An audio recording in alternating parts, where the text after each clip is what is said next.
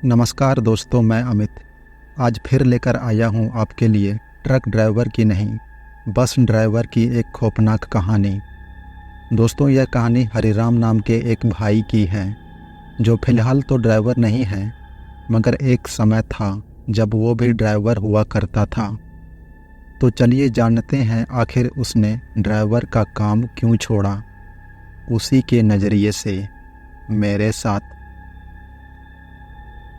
दोस्तों, मेरा नाम हरिराम है और मैं राजस्थान के नागौर ज़िले का रहने वाला हूँ। गांव में लोग प्यार से मुझे हरिया भी कहकर पुकारते हैं। दोस्तों, मैं कोई सरकारी बस का ड्राइवर तो नहीं हूँ, लेकिन आज से कुछ साल पहले मैं एक ट्रांसपोर्ट कंपनी में बस चलाने का काम किया करता था। मैं उस कंपनी में लगभग 12 साल से बस चलाने का काम करता था, लेकिन उन 12 सालों में बस चलाते हुए मुझे कभी भी किसी भी ऐसी घटना का सामना नहीं करना पड़ा जिससे कि मुझे डर का आभास हुआ हो, चाहे फिर वो दिन की बात हो या रात का। लेकिन एक बार मेरे साथ कुछ ऐसा हुआ जिसके होने के बाद मैंने हमेशा के लिए ही बस चलाना छोड़ दिया और फिर मैं हमेशा के लिए अपने गांव जाकर एक छोटी सी दुकान लगाने लगा। कई लोग आज मुझसे मेरे ड्राइवर छोड़ने का कारण पूछते हैं, और जिस दिन मैं उस रात का जिक्र करता हूँ तो उस रात मुझे नींद नहीं आती। मुझे वही मनहूस रात याद आती है जो आज से कई साल पहले उस रात मेरे साथ घटी थी। दरअसल यह बात उन दिनों की है जब मैं उस कंपनी में काम करता था, और उस ट्रांसपोर्ट कंपनी में मैं जिस बस को चलाता था, कंपनी वालों ने उस बस की ड्यूटी एक फैक्ट्री में लगा रखी थी, और वहाँ पर मेरा काम था कि उस फैक्ट्री में काम करने वाले मज़दूरों को उनके घर से लाना और शाम को वापस उन्हें उनके घर पर छोड़कर आना। अब उस फैक्ट्री में मेरी ड्यूटी लगे हुए 6 महीने का समय हो चुका था। शुरू में जब मेरी इस फैक्ट्री में ड्यूटी लगी थी और मुझे यह काम समझाया गया था, तो मैं खुशी खुशी इस काम को करने के लिए तैयार हो गया।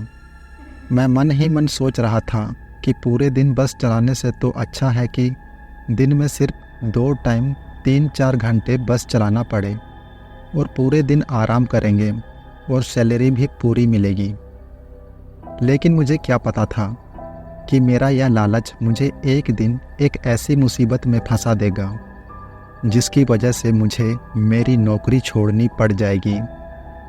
दरअसल रोज़ाना गांव-गांव जाकर उस फैक्ट्री के मज़दूरों को लाना और शाम को उन मज़दूरों को उनके घर पर छोड़ना मेरे लिए आम बात हो चुकी थी, और मुझे अब लगभग हर मज़दूरों के घर के एड्रेस का भी पता चल चुका था, क्योंकि मुझे उस रूट पर से मज़दूरों को लाते हुए लगभग 6 महीने का समय हो चुका था, और हर गांव से लगभग 10-12 मज़दूर मेरे साथ उस बस में रोज़ाना आते जाते थे। तो उन्होंने रोज़ाना उनके घर के सामने छोड़ने की वजह से मुझे सभी के घरों के बारे में पता चल चुका था कि किस मज़दूर का कौन सा घर है, और रास्ते में आते जाते टाइम उन लोगों से थोड़ी बहुत हंसी मजाक भी हो जाया करती थी। कुछ मज़दूर जिनसे मेरी दोस्ती थोड़ी ज़्यादा अच्छी थी, वह रोज़ाना मेरे साथ बस की केबिन में बैठते थे और पूरे रास्ते मेरे साथ गप्पे लगाते हुए फैक्ट्री में काम पर जाते थे, और शाम को भी इसी प्रकार गप्पे मारते हुए और पूरे दिन फैक्ट्री में क्या काम किया वो सब बातें मुझसे शेयर करते हुए अपने घर चले जाते थे। अभी तक तो सब कुछ ठीक ठाक ही चल रहा था, लेकिन एक दिन अचानक दोपहर को मेरे गांव से मुझे एक फ़ोन आता है। फ़ोन मेरे पिताजी का था। उनका फ़ोन आने पर मुझे पता चला कि गांव में मेरी दादी चल बसी, मतलब उनकी डेथ हो चुकी थी, और मुझे आज ही शाम होने से पहले पहले अपने गांव पहुंचना था। तो इसलिए मैंने तुरंत मेरी ट्रांसपोर्ट कंपनी के ठेकेदार से बात की और उन्हें जो भी घटना मेरे घर पर हुई थी उसके बारे में बताया, और तुरंत उनसे छुट्टी लेकर अपने गांव के लिए निकल पड़ा।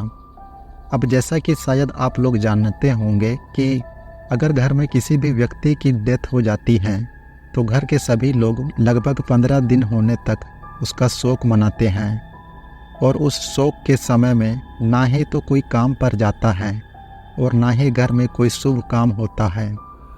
और इसी वजह से मैं अभी 15 दिन की छुट्टी लेकर अपने गांव आया था। अब मुझे 15 दिन के बाद ही वापस अपने काम पर लौटना था। खैर, जैसे ही 15 दिन समाप्त हुए तो परिवार में सभी लोगों की ज़िंदगी धीरे धीरे वापस पटरी पर आने लगी। और जब मैं भी अपने गांव से वापस अपने काम पर लौट चुका था, वापस आने के बाद मैं भी अपने इस काम में लग गया। रोज़ाना मजदूरों को लाता और ठीक शाम होते ही उन्हें वापस उनके घर पर छोड़कर आता। अभी मुझे काम पर वापस आए हुए 2-3 दिन हुए थे और शायद वापस आने के तीसरे ही दिन वह घटना मेरे साथ हुई थी। दरअसल उस दिन मैं हमेशा की तरह शाम होने के बाद मजदूरों को बस में बैठाकर उन्हें उनके घर पर छोड़ने के लिए निकल पड़ा। सभी मजदूर फैक्ट्री के अगल बगल के गांव के ही लोग थे, जिनके घरों की दूरी फैक्ट्री से लगभग 20 से 25 किलोमीटर तक की थी।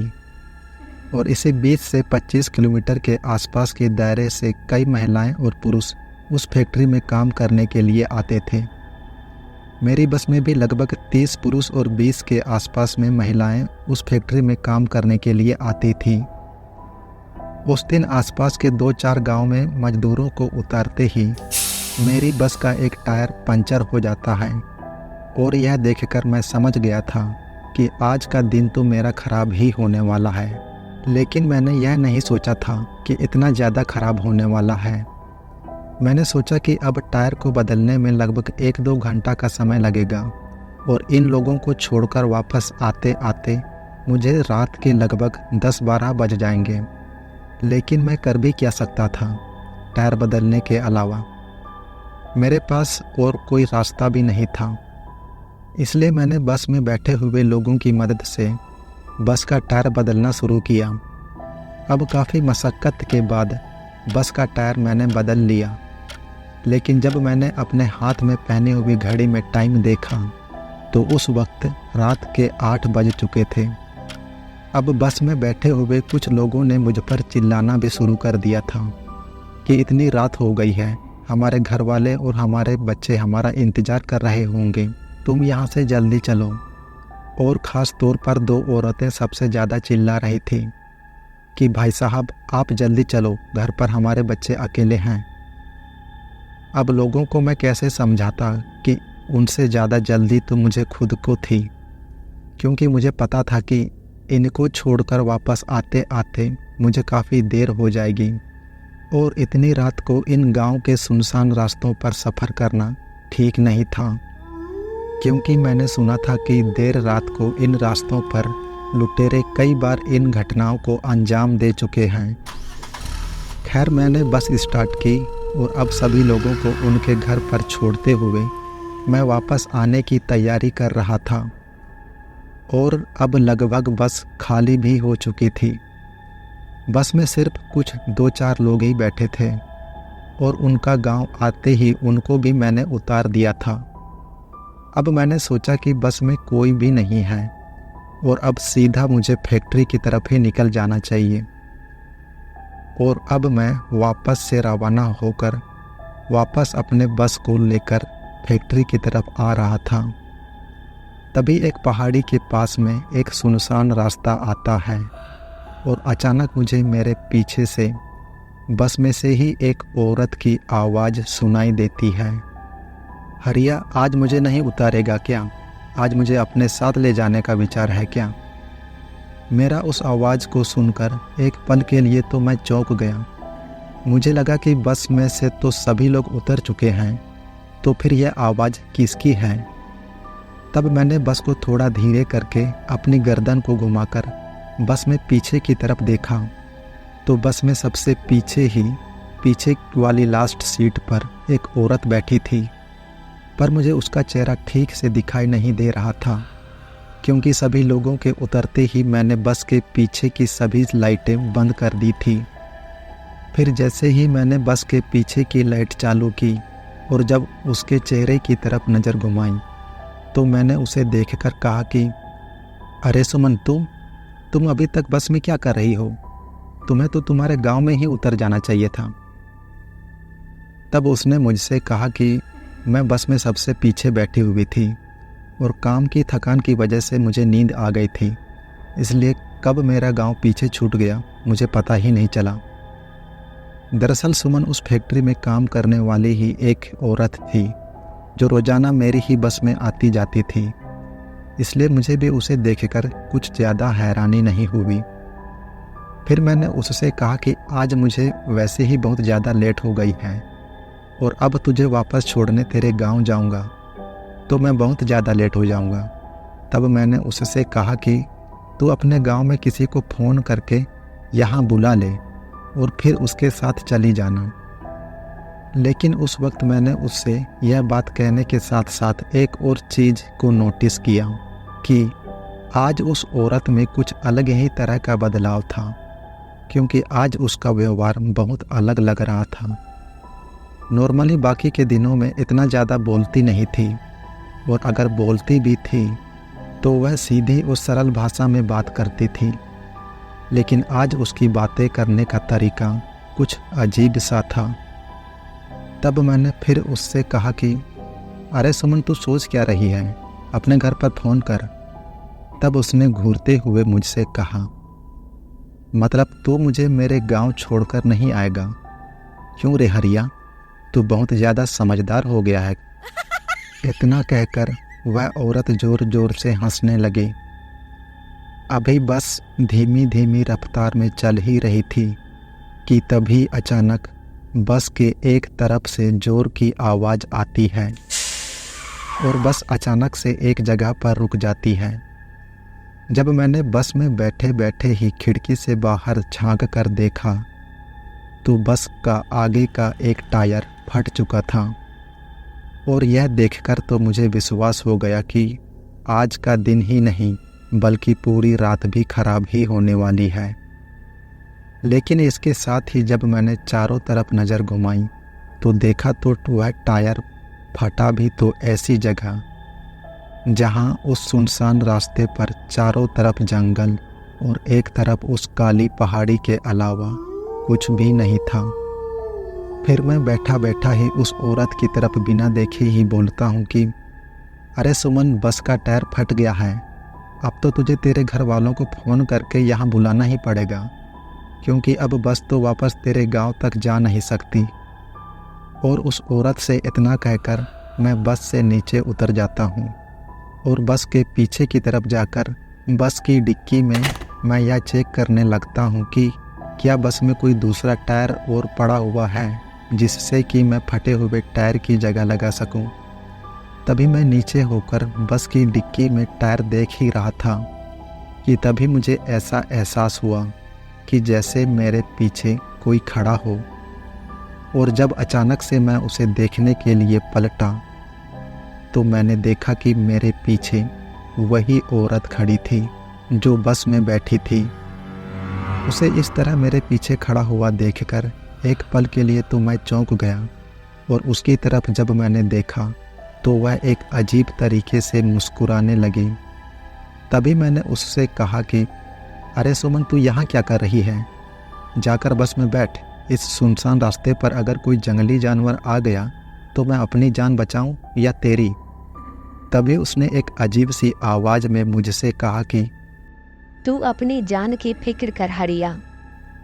अब यह सुनकर मुझे थोड़ा अजीब लगा और उस रात के समय को देखते हुए मैंने उसकी बातों की तरफ ज़्यादा ध्यान नहीं दिया और फिर मैंने उससे कहा कि मुझे टायर बदलने दे और तू जाकर बस में बैठ। इसके साथ ही मैंने उससे कहा कि तू यहाँ नीचे झक मारने आई हो? तो उसने मुझसे कहा कि मैंने सोचा हरिया की थोड़ी मदद ही कर देते हैं। तभी मैंने उससे कहा कि ठीक है, वैसे भी बस का इतना बड़ा टायर मुझसे अकेले नहीं उठेगा, तो तू इसको उठाने में थोड़ी मेरी मदद कर दे। अभी मैं बस की डिक्की में पड़े हुए एक्स्ट्रा टायर को निकालकर उसकी मदद से उसे उठाकर आगे की तरफ ले जाने लगा। तभी उसने मुझसे कहा कि तू छोड़ रे हरिया, तेरे बस की बात नहीं है। और फिर उसके बाद वह औरत अकेली ही उस टायर को उठाकर बस के आगे की तरफ ले जाती है और उसे देखकर मैं बहुत ज़्यादा चौंक जाता हूँ। मैं इसलिए नहीं चौंकता कि वह उस टायर को बस के आगे की तरफ उठाकर ले गई, बल्कि इसलिए कि वह उस टायर को इतनी आसानी से ऐसे उठाकर ले जा रही थी जैसे कोई पानी की बाल्टी को उठाकर ले जाता है। तभी मैंने उससे कहा कि सुमन, तुम ऐसा क्या खाती हो जो तुम्हारे अंदर इतनी ताकत है? जिस टायर को 2 इंसान मिलकर नहीं उठा सकते, तुमने उसे अकेले ही उठा लिया। तभी उसने मुझे घुर्राते हुए कहा कि मैं तो खून पीती हूँ, तू भी पिएगा क्या खून? मुझे लगा कि वह घर पहुंचने में लेट हो गई है और गुस्से में है, इसी वजह से मुझसे ऐसी आड़ी टेढ़ी बातें कर रही होंगी। इसके बाद मैं बस के नीचे जैक लगाकर बस का टायर बदलने लगा।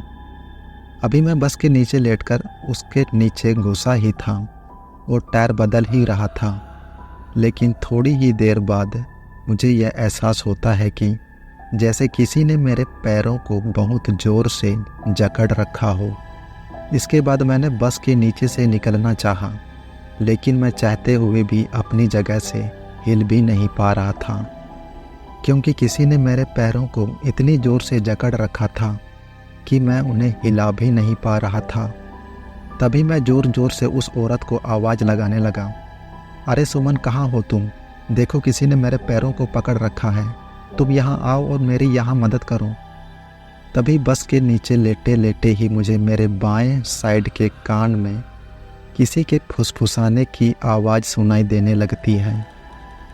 उस फुसफुसाहट को सुनकर मुझे ऐसा एहसास होता है जैसे मेरे पीछे, मेरे ही बगल में कोई बस के नीचे लेटा हुआ हो।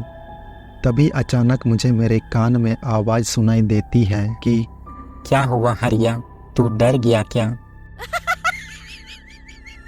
और जब मैंने जिस कान से मुझे यह आवाज़ सुनाई दी थी उधर मेरी गर्दन घुमाई तो उस तरफ देखते ही मुझे एक जोर का झटका सा लगा, क्योंकि उस बस के नीचे मेरे बगल में और कोई नहीं बल्कि सुमन ही लेटी हुई थी। लेकिन जैसे ही मैं उसकी तरफ देखता हूँ और मेरी और उसकी नज़र मिलती है तो उसके बाद वह मेरी मदद करने के बजाय ज़ोर ज़ोर से हंसने लगती है। अब रात के समय घने अंधेरे में एक सुनसान रास्ते पर अगर आपके साथ ऐसा कुछ हो तो आप कल्पना भी नहीं कर सकते कि उस वक्त इंसान की क्या हालत हो सकती है, और वो भी तब जब आप एक बस के नीचे अंधेरे में मोबाइल की रोशनी की मदद से लेटे हुए हों और इसके साथ ही किसी ने आपके पैरों को भी बुरी तरीके से जकड़ रखा हो। तो ऐसे समय पर इंसान का दिमाग काम करना ही बंद कर दे। मुझे समझ में नहीं आ रहा था कि अब क्या करें। अब उसके हंसने के साथ साथ ही उसका चेहरा पूरी तरीके से पीला पड़ने लगा और देखते ही देखते उसका चेहरा हैवान के जैसा हो गया। और उसके बाद उसने अपने लंबे लंबे नाखून वाले हाथ से मेरे मुंह पर एक झपटा मारा और मेरे मुंह को पूरी तरीके से नोच लिया, जिसकी वजह से मेरे चेहरे से खून निकलने लगा और अब मेरे खून की कुछ बूंदें उसके नाखूनों पर लग चुकी थी, जिसे चाटते हुए उसने कहा कि स्वाद तो अच्छा है तुम्हारा। और इतना कहकर वह उस बस के नीचे से इस तरह निकल जाती है जैसे कोई मकड़ी चलकर चली जाती है। अब यह सब देखकर मुझे समझ आ चुका था कि यह सुमन नहीं हो सकती, कोई शैतान ही होगी। अब उसके द्वारा नाखूनों से खरोचे गए मेरे चेहरे के घाव में एक अजीब तरह की जलन सी होने लगी थी। ऐसा लग रहा था जैसे उन घावों पर कोई मिर्ची लगा रहा हो।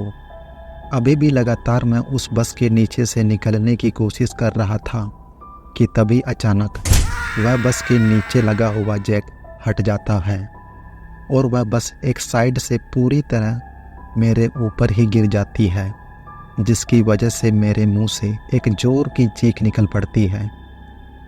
और उसके बाद शायद मैं बेहोश हो जाता हूँ। लेकिन जब मेरी आंखें खुलती हैं तो मैं अस्पताल के एक बेड में पड़ा हुआ होता हूँ और मेरी आंखों के अलावा मेरे पूरे चेहरे पर पट्टियाँ बंधी होती हैं और चेहरे के साथ साथ मेरे दोनों हाथों पर और पैरों पर भी पट्टियाँ बंधी हुई थी। उस वक्त मुझे उस कमरे में सिर्फ एक नर्स दिखाई दे रही थी, लेकिन तब मैं अपने मुंह से कुछ भी नहीं बोल पा रहा था क्योंकि मेरे मुंह में पाइप लगी हुई थी। उनको देखकर मुझे ऐसा लग रहा था कि शायद यह मेरे पेट तक खाना पहुंचाने वाली पाइप होंगी, क्योंकि उनका मेरे गले में होने का एहसास भी मुझे हो रहा था। तभी मुझे होश में आता हुआ देखकर उस नर्स ने डॉक्टर को बुलाया और फिर कुछ देर बाद ही मेरे घर वाले भी वहां पर पहुंच गए। अस्पताल से लगभग 2 महीने बाद ठीक होने पर मुझे मेरे घर ले जाया जाता है। फिर जब घर वालों को मेरी स्थिति थोड़ी ठीक लगी तो वो मुझसे पूछते हैं कि आखिर मेरे साथ हुआ क्या था। पूछना तो मुझे भी घर वालों से बहुत कुछ था, लेकिन पहले मैं उनको मेरे साथ हुई सारी घटना बताता हूँ। उसके बाद मैं उनसे पूछता हूँ कि आखिर उस दिन मेरी जान बची कैसे। तब मेरे घर वालों ने मुझे बताया कि जब तुम बस के नीचे दबकर तड़प रहे थे तो उस रास्ते से कुछ ही दूरी में एक लोगों का समूह वहाँ से गुजर रहा था, जो कि पैदल यात्रा करके भजन गीत गाते हुए उस काली पहाड़ी के ऊपर बने हुए माता के मंदिर में जा रहे थे।